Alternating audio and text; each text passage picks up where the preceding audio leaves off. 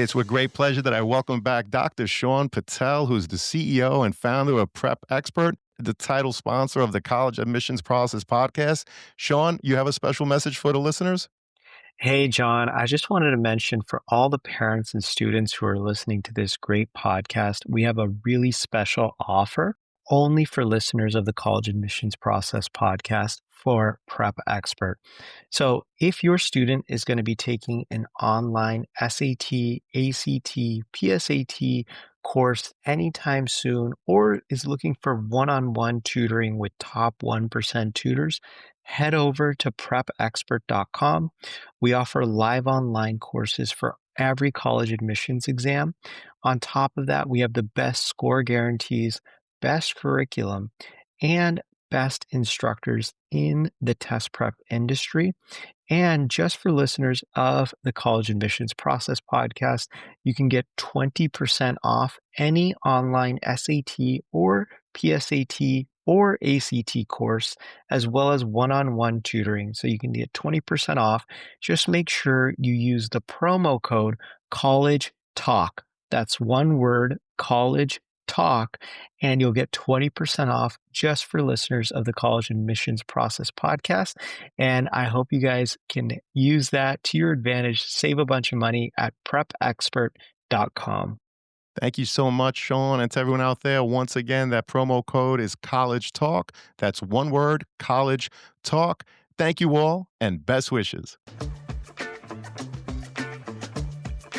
Welcome to The Cap, where we are here to speak with college reps and other professionals in the field of college admissions to help answer all your questions and guide you through every step of the process. So if you're serious about college admissions, you've come to the right place. Are you ready? Let's talk about it. And now, here's your host, Dr. John Durante. Welcome to The Cap, the College Admissions Process podcast. I am your host, John Durante, and it gives me great pleasure to introduce to you today Amanda Brady, who's the Dean of Admissions at Nazareth University.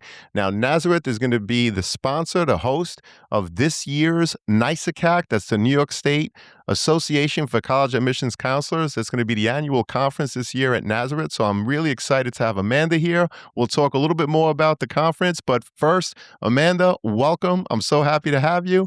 How you doing today? Thanks. I'm doing well. It's a sunny day in Rochester, New York, so can't complain. Absolutely. Can't complain. And, let's start and talk a little bit about Nazareth. Amanda, for families who may be newer to Nazareth University, what makes the undergraduate experience distinct both academically and within your campus's community? Well, first off, the moment you step on campus, you'll see kind of a classic college setting on a gorgeous area.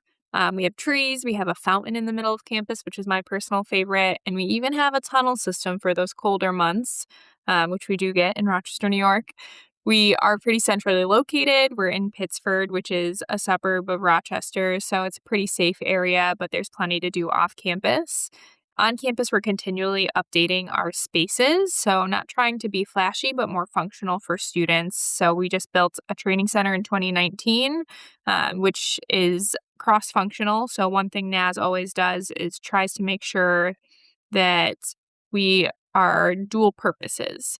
So, for example, the training center is a training facility for the Special Olympics, but also works well for our students. So outside our location, students really value our small size and our personalized approach. So whether you're coming in undeclared, if you're a nursing student, physical therapy, musical theater, they're not just going to know your name, but they're going to know all of your interests and how we can help you to make the most of college. So we have some really cool combinations that students do. There's crossovers like science and art. We actually had a student who did a chemistry project on one of our long lost paintings in an attic of one of our buildings and figured out its origins using chemistry. So we also have our career coaches through our Center for Life's work that help students to put those pieces together. So they stayed out as something that's unique to me. I wish I had that when I was in college. They're assigned to different content areas. They make sure that you're getting the most out of your experiences, and our students really do. The average student actually completes 5 high-impact experiences during their time here. Well, that's a tremendous overview. And in addition to all of that, Nazareth also emphasizes service, inclusion, and preparing students for meaningful careers. Amanda, how do those values show up in day to day experiences for your students? Yeah, we have something called the Wider Community Engagement Office that has a variety of different partner programs, whether it's tutoring students, maybe it's helping assisting families in food shopping, transporting people to religious services, even supporting new English learners. So there's a variety of different things that our partners programs do. We also do a lot within our various programs and majors. For example, I've had physical therapy services twice on campus. I have a 9-month old daughter who's going to be entering in the clinic in a couple weeks to learn a little bit about walking. And I love when I go out into the community, I see a lot of NAS grads who are making a difference and always proud to say that they went to NAS. And a lot of that comes from the different service and inclusion that they did while they were here. But my favorite thing is something called the Life Prep program. It offers a inclusive college-based experience for students with intellectual and developmental disabilities. It also employs about 50 students across campus. There's one student in particular, his name is Jake, and he is pretty much the mayor of NAS. He goes to all the athletic games, he goes to our shows, he works in the dining commons, and his claim to fame is he takes selfies with everybody. So he just invited us to his 30th birthday party in a couple weeks, and I can guarantee that not just current students, but alumni, faculty, and staff, he's probably going to have a lot of people there. Well, that's terrific. And as you mentioned, with so many examples, Nazareth is known for its hands on learning and career preparation. Amanda, how does experiential learning show up across majors, and what kind of student really thrives in your environment? Yeah, I think it depends on what the students want, and we really start with their interests to try and build their experience from there. So, the students who strive here are those who are willing to speak up about what they want to accomplish, even if it seems far fetched, or certainly if they don't have it figured out yet, but they have an idea and they're willing to go on a journey with us, we will certainly support them. So, we have things like speech therapy students who minor in dance. Actually, our dance team coaches both majored in speech pathology here at NAS. We have things that aren't as typical, like our nursing students have trips to Finland where they look at maternal and pediatric community health care. Musical theater students who do showcases in New York and then have professionals that come to campus. One story I just read about was a student who is graduating this year in museums, archives, and public history. And she found some materials from World War II, I believe, and she actually worked with the United States National Archives and Records Administration to get that recovered. So she just reached out to them, set up a Zoom. She worked with a professor and then did a couple presentations on it. And now she's actually going to graduate school at the University College of Dublin in Ireland. So just kind of finding some of those things that you can piece together. Well, that's terrific. And thank you so much for sharing the story of the student. So let's talk a little bit about the actual application review process. Amanda, families often hear this term institutional priorities. When shaping a class at Nazareth, what matters most and what might students not fully realize is part of the overall application process? Yeah, I think that students are applying to more and more institutions than ever. So, really, every student counts. At Nazareth, we have some new majors we're trying to increase enrollment and that are a priority. So, things like applied behavior analysis, which is a research based therapy that applies skills to increase helpful behaviors and teach new skills. We have some AI programs that have been growing and we like to continue to see to grow. So we really look at what is important, not just at NAS, but in the community and make sure that that shows up in some of our programs. We also are looking to continue to grow outside the region. So we have quite a few students who come from about 120-mile radius of Nazareth, and we're continuing to look at some of those pipelines that will be crucial to enrollment in the near future. Now, you mentioned AI, which of course has become ever more popular. Can you elaborate in terms of the programs that you have for students that want to become prompt engineers and experts in the field of AI? Yeah, we have a couple different programs. So one is business, artificial intelligence, and innovation. So kind of looking at that big picture piece. We have some that look more at the ethics of what people are doing with AI. So things like ethical data science. We also have it at the master's level, not just at the undergraduate level. Our AI program that is at the master's level can be fully online. So there's some really cool opportunities for students to learn a little bit more about how AI is going to impact our community and make sure they have the tools, not just to use it, but to make it work for the greater good. Fantastic. And we're going to talk a little bit more about the overall review, but expanding a little bit more on AI, do you use AI in any portion of the application review? Because many students think that they submit and it's a machine that kind of evaluates the whole thing, when I believe it's probably human beings at Nazareth as it is in many colleges and universities. Correct, Amanda?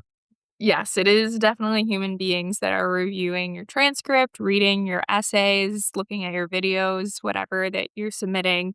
While we explore different ways that maybe AI can help us to be more efficient in the process, it's humans that are at hand.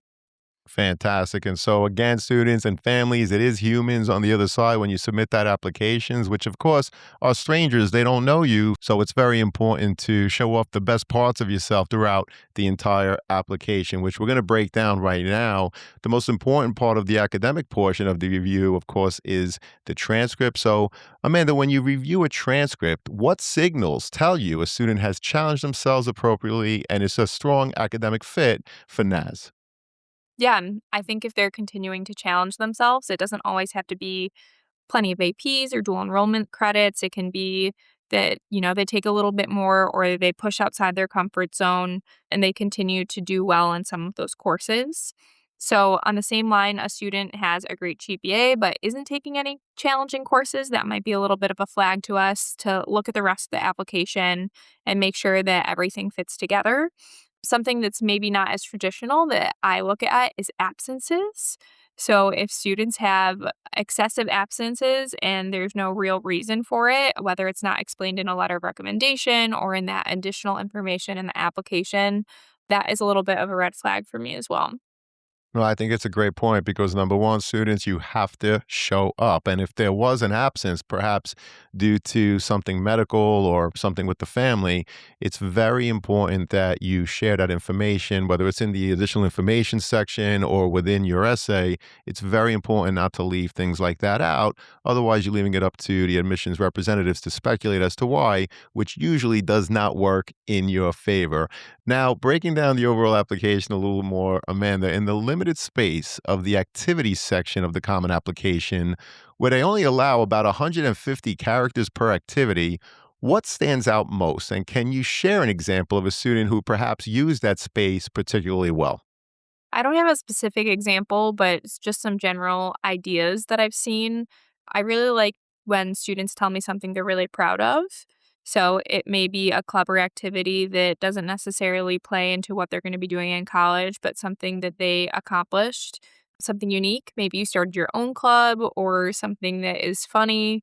You never know what's going to resonate with an admissions counselor. For example, I'm a big Taylor Swift fan. So if I saw someone founded the Taylor Swift Club, I'd probably be emailing them to check in and see how that went.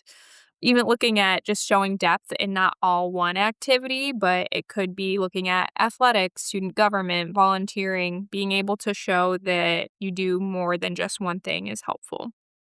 Well, thank you for the insights. And the next part of the application, which most students really stress about because at the time of submitting the application or preparing for the application, which is usually in the fall of senior year, the transcript is pretty much done, right? Whatever you did in ninth, 10th, and 11th grade, you basically have your work in progress in 12th grade, but it's pretty much done. But the essay, what topic to choose and what have you, is really a stress for so many students out there. So, Amanda, what separates an essay that feels authentic and compelling from one that feels more generic? And what are you hoping to learn about a student through their writing that isn't found elsewhere in the overall application?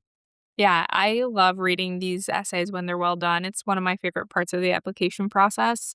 So I had one student who you will like this. She loved podcasts, and she actually wrote about how different parts of their life would fit into different parts of a podcast. So she went from high school in that experience and then ended with what she was looking forward to in college and how she can be inspirational. So I think if you can tie who you are to what you want to do in your college experience, it gives us a really good arc of how you're going to fit into our institution. A catchy first line is always a plus too, just something to rope us in and just try to stay away from some of those traditional topics, whether it's being cut from an athletic team, winning something, getting your license, things that are more taboo. Hey, podcast friends, if you've been enjoying the College Admissions Process podcast, I'm excited to share my new book, Straight from the Admissions Office, Insider Strategies for College Applications. It's packed with insights and tips from over 250 podcast episodes with admissions professionals designed to make the college process less overwhelming. Whether you're a student, parent, or college counselor, it's a valuable resource for navigating the admissions process. By grabbing a copy, you're also helping to support the podcast. The links are in the show notes. Thank you and best wishes to all with the college admissions process. Well, I love the catchy first line and avoiding topics that are typical and that students write about because again it's human beings on the other side that are reading these applications, and I would imagine in the heart of application review you're probably reading 40 to 50 essays a day, and if it's the same topic you're human and frankly you might be bored by it, right? So students, another thing is that you want to be authentic, right? Like Amanda described, AI cannot do that. She explained the situation of a student writing about being a podcaster, which is great. AI cannot do that for that student. If the student wants to portray their authentic voice, you have to write it. AI is not a tool to be used to write your essay. Do not do it because people like Amanda and her team are professionals. They're reading tons of essays. They know when it's AI generated, or frankly, when it's written by a 42-year-old who might be an attorney or a doctor and also your parent, right? So we want to make sure Yes. that it is in fact the voice of a 17-year-old. Now, Amanda, what do the strongest recommendation letters reveal about a student? And can you share an example of one that was positive, but didn't really add much to the overall application? Yeah. So strong letters of recommendation often have a small recap of the student, but tell me something I can't see or expand on something that's on the transcript or activities within their application. So my goal is really to learn something else about a student that I don't already know. So maybe it's a story or a fact. I see you got an A, but why did you get an A? Is it because you work so hard, or is it because you love art history? Maybe it's a little bit of a story about what you're like with your classmates or something along those lines. Similar to what you said about us reading a lot of essays, we read a lot of letters of recommendation. So I actually like when they're bulleted, and that's a little bit easier to read. I've seen a lot more of those in letters of recommendation. Typically, if there's one that's positive that doesn't always give me the full picture, it's using a lot of flowery adjectives, but isn't necessarily telling me more about a student. I did read one letter that was very positive about a student, but this student in particular had a really low GPA their junior year, and nowhere in the application process did it explain why that was. So that would have been a great opportunity for the writer to tell me a little bit more about why that was. And after a phone call, we were able to understand a little bit more, but it's a great opportunity to give us some more context. Yes, it goes to the point, like we said earlier, that students, you have to really familiarize yourself with each part of the application, what each part is intended to portray, and how they each have to complement but also build upon the next without repeating and really telling your whole story. So if there's drops in grades, somewhere in that application, it needs to be explained. Otherwise, again, you're leaving it up to people like Amanda to speculate as to why.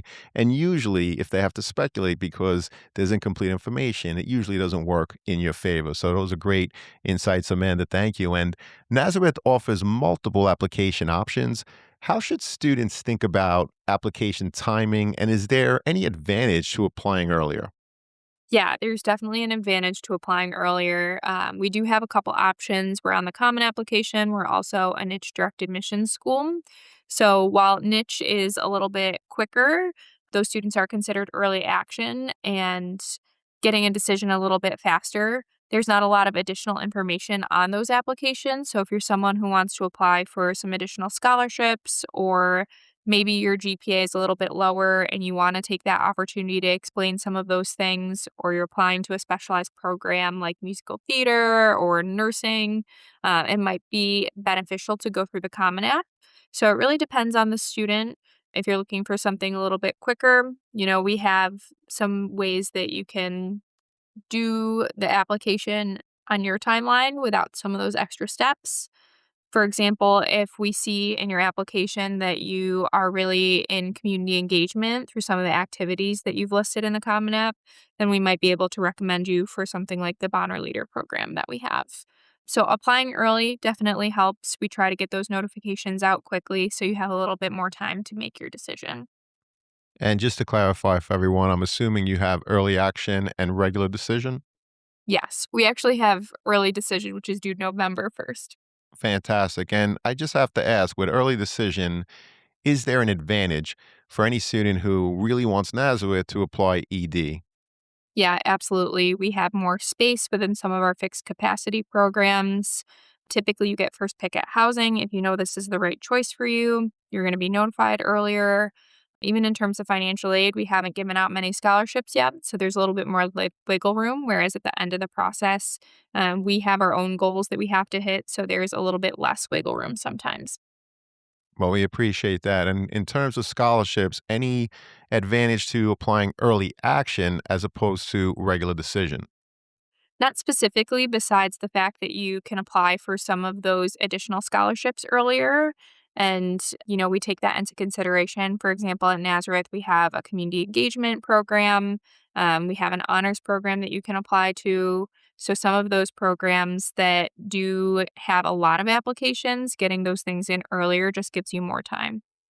Well, we appreciate that. And looking deeper into the overall application review, Nazareth is in fact test optional. Amanda, how should students decide whether submitting test scores strengthens their application or not? Yeah, our average SAT is about a 1200 and an ACT is 26. So generally, if you're around those, it's an easy way to submit those test scores. But we actually had only 21% of our incoming class last year submit some type of test score. As students are applying to more schools, I think this just slows down the process. So we're seeing some students not do that quite as often.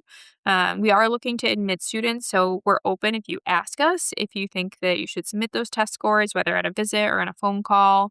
If you're applying to things like physical therapy, occupational therapy, and nursing, which are a little bit more math and science heavy, we are going to try to make sure that you're doing well within those test score ranges. So making sure that it also is applicable for your program.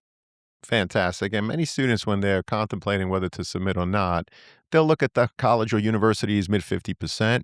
Would you recommend that they also look at the context of their own high school in terms of the averages from their high school to help, in addition to looking at the college's mid 50%? What do you think about that, Amanda? Yeah, I think that it's something you can take into consideration, but everyone's kind of on their own journey when you're applying to colleges. I know some people get really down on themselves thinking about averages, but if it's within a school's range, you know, your neighbor might not be applying to the same school and looking at the same standards. Well, great points. Thank you so much. And Nazareth values student engagement. Amanda, what are the most meaningful ways for students to show genuine interest? And do you actually track demonstrated interest as part of your application review? Yeah, we do track it in terms of if you've engaged with us in any way. Being a small school, we also know people by name. So our whole office might know your name if you ask a lot of questions, which is not a bad thing. So interact us with where you're comfortable, whether it's by emailing, if you're showing up on campus. We utilize Zeme, which is a social media platform. So you can also go on Zeme and, even direct message us there. We know that you're busy, but try and interact with us before your parent or simultaneously. Sometimes there will be cases where I've never met a student, I've only met their parent, and it gives me a little bit more of a challenge to figure out who that student is. You can also advocate for yourself through social media and other things. we see students when they're repping Nazareth on Instagram or something along those lines. So if you're looking for something outside the traditional visits and emailing and calling, there are other ways nowadays too. Well, great advice for sure. And I always like to add that if you really want the latest and greatest information, always look at the school's actual website for the most up to date and accurate information. So we appreciate that. And whether or not a school reports demonstrating interest is something that they use as part of their overall application, students, it's something that you should do for any school that you're interested in, regardless, so that you could determine whether or not the school is the right fit for you. So do those things like visiting, engaging, send an email, and certainly if a school is part of Zemi, which is a terrific app, definitely engage with them there as well. Now, as we said earlier, Amanda, Nazareth is hosting this year's NICECAT conference. I can't wait to be there. I'm actually going to be presenting and I'm very excited. What does hosting this conference say about Nazareth's role in the admissions community? Yeah, well, this is a full circle moment because the first time I heard about this podcast was at the conference last year. So I've been an avid listener now and recommended it to many. Uh, Thank you so much. That's great. Thank you. yeah, so hosting has been a significant undertaking, but a really rewarding experience. We're dedicating a lot of time and resources to bringing together a lot of admissions professionals from across New York. And we're hoping to engage in some meaningful conversations about the current landscape of admissions and just really higher education as a whole. So, hosting this conference really reflects our commitment to this continued collaboration and working together to improve the admissions process as it continues to change. So, NAS is a special spot. I've been here for 10 years and I'm excited to share it with more people. Well, I'm so excited to be coming up and looking forward to a great conference. I was there last year as well, and we really had a tremendous time. So, after all of your years of experience, Amanda, what's one question you wish more students and families would ask you, but they often don't? So, one of the things that I wish they would really not ask me, but is I wish they would ask themselves is, college is a big decision. So looking at this is not just a stepping stone, but something that you're going to be doing for the rest of your life. It takes time not just to research the institutions, but to research yourself. So, learning a little bit about what type of career you're interested in, what environment you'd thrive in, what outside class items you really want to do, and what will make it seem like a successful experience for you. I feel like a lot of students worry about what others think or where other people are applying. And I think it's a really great time for people to be insightful and take the time to look through this process from their own lens. Well, that's great advice. It's definitely a reflective process. And students, like Amanda said, don't worry so much about what other people are doing, where they're applying, because it's different for each and every student. We say it all the time. There are over 4,000 colleges and universities in the United States alone. There's more than one school that's the right fit for you, but not every school is. So, again, be reflective and look at what's the right fit for yourself. Now, Amanda, I always like to ask before the last question, is there a question that you wish I asked you today that I didn't, or a topic that simply didn't come up in the conversation that you'd like to share with us now? I had one, but now I have two. One thing that has come up a lot when we were talking about like AI and humans being on the other side, a lot of people, when we're sending out text messages, think that it's just an AI or it's a robot that's sending those. We actually get a lot of those responses. So if they're great, we, share those with the team. If they're rude, we share those with the team. So a lot of people think, just like when the Gap emails you or texts you that it's not a real person, and admissions a lot of times it is. So keep that in mind as well. I really like to highlight Nazareth's founding. We were founded by the Sisters of St. Joseph in 1924. And Nazareth's story is one that wasn't just responding to the needs of the time, but creating success against all odds. And that's really our mission that continues on.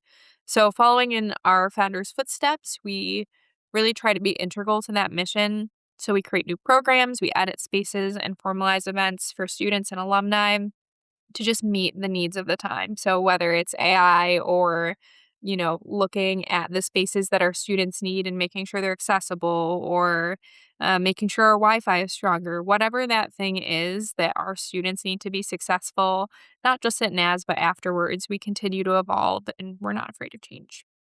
Well, thank you so much for, first of all, talking about the personal touch in terms of the text. Students don't always assume that a text message is necessarily AI generated. We certainly get our fair share of those, but at NAS, it's definitely a personal touch. And I appreciate the additional context about the great Nazareth University. Unfortunately, Amanda, this does lead us to our last question, which always is, what are your top three pieces of advice? And you've given so much today, but what are your top three pieces of advice for students and their families getting ready for the college admissions process?